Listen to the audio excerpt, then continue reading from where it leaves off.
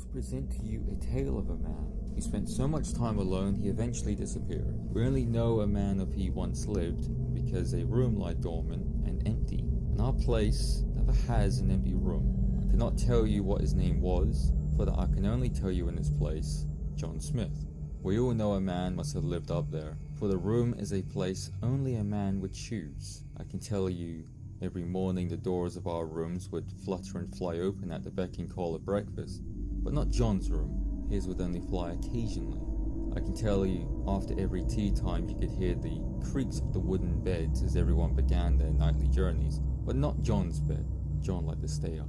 Our laundry was always filled with various assortments of colours and sizes, fresh and washed for each new day. Though, save for John's clothes, John liked to sleep in his garments and only would bring them to be washed occasionally. Everyone loved to dance, everyone loved to sing. Our parties were boastful and exotic, save that again for our John Smith. He never liked to dance, he never enjoyed much singing.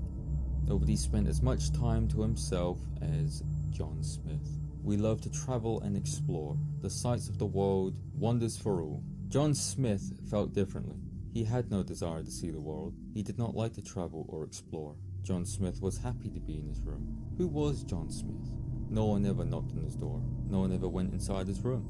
But we knew it was there, of course. We passed it all the time. I don't know if I could recall hearing any sounds come from his room. Surely there was at the very least the murmurs of someone dwelling there, because our rooms are never empty. Who was John Smith?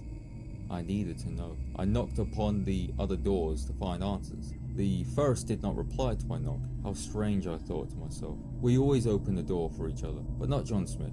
He liked to be left alone. I moved on to the next door and I knocked again, this time louder. Again, I am left perplexed, for there was no answer, and we always answer each other's doors. In my frustration, I moved to the third door and I knocked harder by the fist. They must be pulling a laugh. We always answer each other's doors. I treble at a quick pace to the fourth door and exclaim, "Who was John Smith?" I bang and I tear at the door, but there was no reply. In confusion, I slow down to ponder. I had knocked on all doors but one, for one was black and no one ever knocked on the black door, save for John Smith. I treble toward the black door and I gently knock. It never opened, but I heard a reply. I asked, who was John Smith? A voice remarked with such softness, John Smith lived in his room. In confusion and curiosity, I had never knocked on John's door before. I go over and find it had already been opened. I enter his room, and to my confusion I find it empty. The furniture, no clothing, nothing in sight, except for one item, a door plate bearing my name.